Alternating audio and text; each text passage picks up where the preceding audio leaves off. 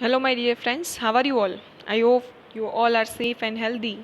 Okay, so let's start regarding this P subject. This is a professional ethics subject. Last video lectures regarding the unit number 1, 2, and 4. Okay, I hope you all learn about this all units, and if you don't seen till now this video lectures, then you can see this video lecture, and if you have any query you can contact me. Okay, so in today's lecture we have to discuss regarding the unit number 3.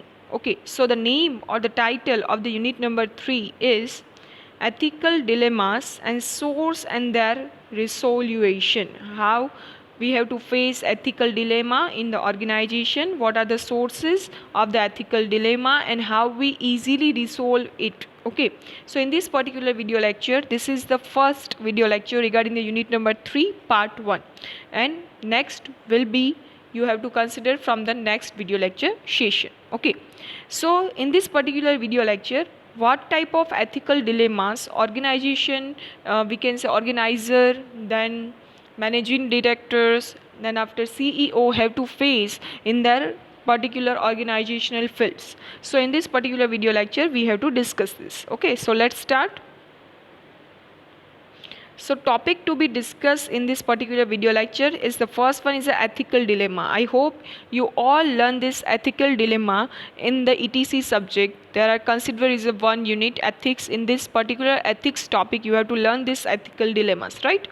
Then second one is a code of personal ethics for the employees, how to resolve these ethical problems and how to resolve these ethical dilemmas. So there are the four topics are considered in this unit number 3. So unit number 3 is slightly, we can say, short and sweet unit, so you can easily learn this unit.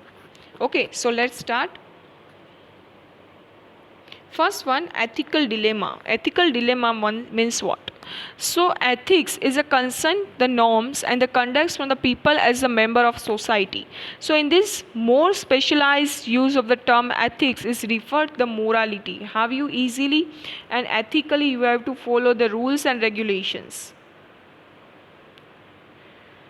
So the term of ethics is concerned what about the norms, and code of conduct whatever the peoples have to remember, and the member of the society they have to follow the rules and regulation, whatever the rules and regulation is enforceable by the society and enforceable by the law is considered as a one type of law, right?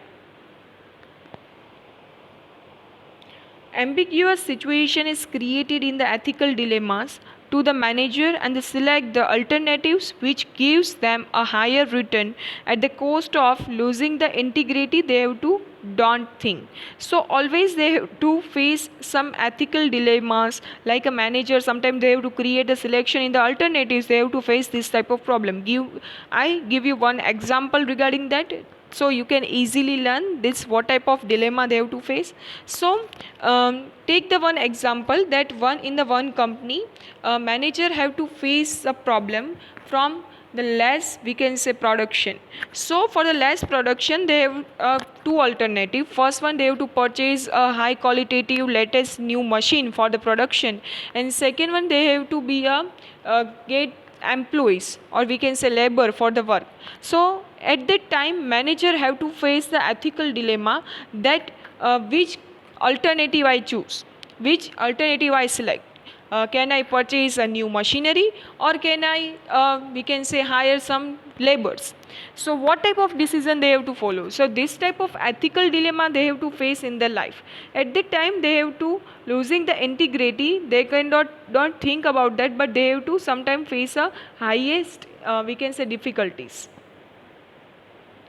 So first one, then in the managing field, whenever they have to face the dilemmas at that time, first of all they have to understand and define the dilemma, what dilemma they have to face in their life. So first of all they have to define that in which sector they have to find the dilemmas. First of all they have to understand about it. Second one, collect the factual information, they have to collect the factual information. Take the example about this only, that two problems they have to face a problem for the less production, right? And they have the dilemma regarding the that they have to purchase a new machinery or hire the employees. So they have to collect the factual information that machinery is good for the organization or the labors are good product, we can say equipment for the organization. Then after list out the alternative, they have to list out the alternatives regarding this, whatever the information they have to collect. According to that, they have to analyze that. Then after check and taste your standards for the each alternatives. You have to check the alternatives, you have to identify your alternatives, and you have to taste the standards. Like if I purchase, if a manager, they have to take the decision that they have to think that if I purchase a new machinery, can I have a budget, can I have a budget for purchase this new machinery, or can I have a budget for given the salary for this employees. So you have to think about it, and then after you have to match the standard. If I purchase machinery, then it's a good for my organization, and it's a create the highest production, and it's a create a good impact in the market regarding the quality and quantity. Okay, so according to that you have to decide your decision. So dilemmas is the one type of brainnet is given these tips for resolving these dilemmas. An ethical dilemma is a moral situation in which a choice has made between the two equally and undesirable alternatives. You cannot create the easily decision, because it's a both are same, both are, we can say, substitute of each other, and both are, we can say, sometimes there are the we can say complementary for the each others. So do you have to face some problem. An ethical dilemma is hard to identify as it is very specific in the nature. Many situation factors are surrounded in it, because if you have to select one option, it's a created benefits or it's created a disaster for the organization, right? So ethical dilemma is a very complication and complex situation for the manager, for the top higher authorities. Ethical dilemmas occurs in the types of situation when one has to choose between right versus right shot, because both are right things, both are the same situation, and then you have to select one alternative. So it's a very difficult for the manager. According to Doug Wallace, an ethical dilemma exists when the one is faced with the having makes a choice among the following alternative. First one is a significant value for the conflict among the different interests. You have to find the significance, you have to find the importance of the both alternatives. Then second one is a real alternatives, those are the equally justifiable. Then after you have to find this alternative is justifiable, this alternative is appropriate for my organization, then you have to select that. Significant and consequences on the stakeholder in the situation, whatever you have to decide, whatever the decision you have to take, then after you have to find that it is what type of significance, what type of importance, consequences is created for the stakeholders' mind. So you cannot take we can say decision in the hurry. You have to take the decision in the relaxed situation, and then after you have to analyze all over the things, what type of impacts you have to create it in the future and in the past. You have to decide that, and then after you have to take the decision. Okay. Then after, salient features of the ethical dilemmas. So salient means the important features of the ethical dilemma. Salient features of the ethical dilemmas, you can pronounce it's a salient, not a silent, it's a salient. Okay. So outcome is the uncertain. First one, because whatever decision you take, you cannot aware about the outcome. Second one, multiple choice and the alternatives. In the ethical dilemmas, you have to face the various type of alternatives, and then after you have to take the decision, right? Then mixed consequences, because consequences are not same and situations are not same. Okay, so at that time, mixed situation, and you have to find the right solution. Direct and indirect involvement. Sometimes some stakeholder are directly involved in your ethical dilemma. Some stakeholder are indirectly ethical involvement in your ethical dilemma. So this all are the salient features of ethical dilemmas. Then after, approaches and method for the resolving ethical dilemmas. If you have to face this type of ethical dilemma, then how can you solve this? So methods of resolving this ethical dilemma is occur in the organization in the different form. Framework and the structure, so single and unique and the standard method cannot be applied to resolve them, because different organization have the different type of consequences, different types of structure, because organization may be a non-profit organization, maybe a production organization, maybe reselling organization. So different organization or different type of frameworks, different types of, we can say, different type of selling pattern, different type of stakeholders. So at that time there are and not any standard method, like in the Newton's law you can easily find that the gravity law, and there are the various standard laws, right? Standard scientific laws. But in the ethics there are not any scientific law, so you can not say that this is the standard law and you should follow that, because different organization have different type of things, right? So at that time you cannot easily standardize any one law for that. So there are some classical approaches and the traditional method for developing in the resolving ethical dilemmas. So first one is a unilateralism. I hope you learned this unilateralism concept in the unit number 1, is the end-based approach. Then universalism is a rule-based approach, and the care-based approach. So first one is a unilateralism. Unilateralism means what? All have a same benefit. They have to be an end-based approach. Means unilateralism is based on that whatever decision you have to take in your ethical dilemma, then after you have to analyze that all parties, all the stakeholders like customer, employer, employee, government, financial institutions, then after your society, all have the same benefits. Is a utilitarianism approach. Then universalism approach is a rule based. Whatever rules and regulation you have to organize for your company or for your organization, you should follow that. You cannot have any go for the analysis. You only decide the rules, and these rules we have to follow for our organization. Then after care based approach. Care based approach is based on the particular stakeholder. Right? Some organization have to some rules, like given one example to you, that they have to always focus on their humans or always focus on their customer, right? So I give you a one real example regarding that Johnson and Johnson company, they have to produce some, we can say, product, and they have to find some faulty products and some low quality products in their production, and they have to, we can say, recall their production from the market. So it's a one type of care based approach, because they have to care regarding the customer, and then after they have to take the decision to get recall their production products from the market. So there are the three approaches: unilateralism, universalism, and the care based approach.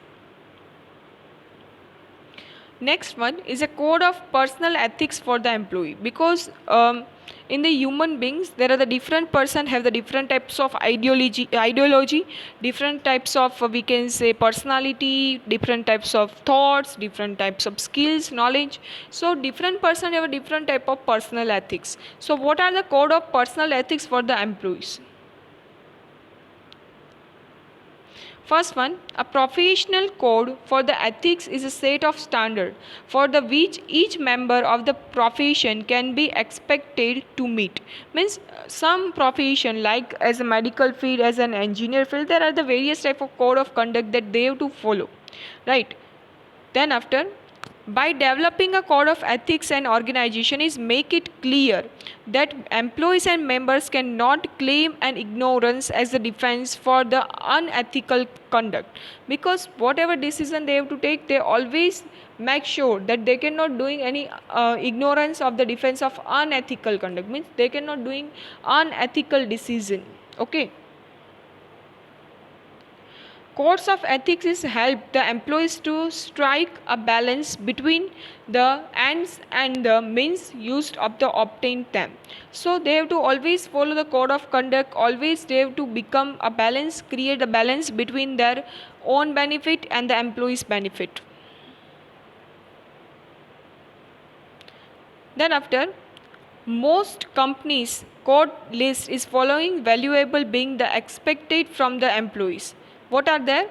First one, respect a confidentiality information to which you have to access. Means there are the code of conduct that some organization have to maintain this type of rules and regulation in their organization, that they have to respect a confidentiality, because they cannot be, if they cannot maintain the confidentiality in their field, then sometime they have to face the huge loss. Okay, so they have to always focus on the confidential information, because some new formula, some new innovative things, if they have to reveal to the rival firms, so they have to face the loss, right? So they have to respect the confidentiality of information.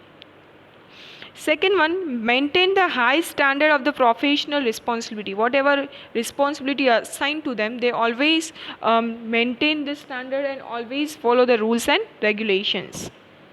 Third one is avoid being placed in the situation involving the conflict of the interest. Always they have to try to resolve it, don't being a conflict situation created by them, they always try to resolve them. An ethical code is generally implies for the document at the three level: code of business ethic, code of conduct for the employees, and code of conduct at the professional practices. So there are the three main level of the code of conduct: at the business level, at the professional level, at the employees level. Then what are the purpose of code of ethics? Why we have to discuss this type of purpose of code of ethics? Okay. First one, there are the purpose of the code of conduct are as follow. First, there are to increase the professional ethics and the consciousness among the engineers, and they have to sense for the ethical responsibility. If you learn this type of ethics, then you can easily increase your ethics level in whatever field you have to working in the future. You have to maintain this ethical responsibility. To guide engineers and making a more informed regarding the ethical choice. Whenever you have to face ethical dilemma, then after you have to learn these theories, and then you have to get there's some strike in your mind, this type of things will happen, so I have to choose the ethical decision, right? To help an engineering profession itself for the function at the fullness of the potential, means you have to get some work and you have to always focus on that and get the right decision. Then what are the areas of the code of conduct? Most companies have the code list and following the values being expected from the employees. First one is act with the integrity. Whatever decision they have to take, work with the integrity, means work with the transparency, not create any malpractices in their organization. Do not bias against the anybody of the anything, not create the partiality, not create the discrimination. Third one is maintain a professional relation based on the mutual respect for the individual in the organization, because you know that the organization means what? There are the number of people are working for the same goal and same work, right? So at that time you have to maintain a professional relation with your teams and with your organization. Be committed to your goals of the organization. Whatever goal you have to decided, then you have to try to maintain this, try to commit your goal and achieve the goals. Do not give up your individual professional ethics, because if you give up your professional ethics at the individual level, you cannot maintain the highest ethical work in your field. Then after, as per a professional engineer commitment, they have to be a supporting and acting accordance with the ethical guidance and covering these 6 main area. First one is a competency. Whatever decision you have to take, you have to be competent, means what you have to get with the commitment. Integrity means you have to create a transparency in your work. Public interest, do work for the not for the self interest, but also work for the public welfareness. Environment is very important. Sometimes some organization have to get the higher profit, and for the higher profit they have to we can say lose the environment ethics. They cannot any care regarding the air environment. They have to doing the air pollution, water pollution and noise pollutions, right? So you cannot do this type of work. If you have any query ethical dilemmas, then try to solve this and try to save environment. Then dignity of the profession. Dignity of profession is very important. If you lose your dignity in your profession, you collapsed in your profession, you collapse in your career. So always work with the dignity with the profession. Then administrative. Administrative means what? Admire yourself, analyze yourself, and always maintain yourself in the ethical way. So thank you very much. Here our unit number 3 part 1 completed. If you have any query, you can contact me from the any mode of communication. I hope you understand about it. In the next video lecture session, we continue with the unit number 3 part 2. Thank you.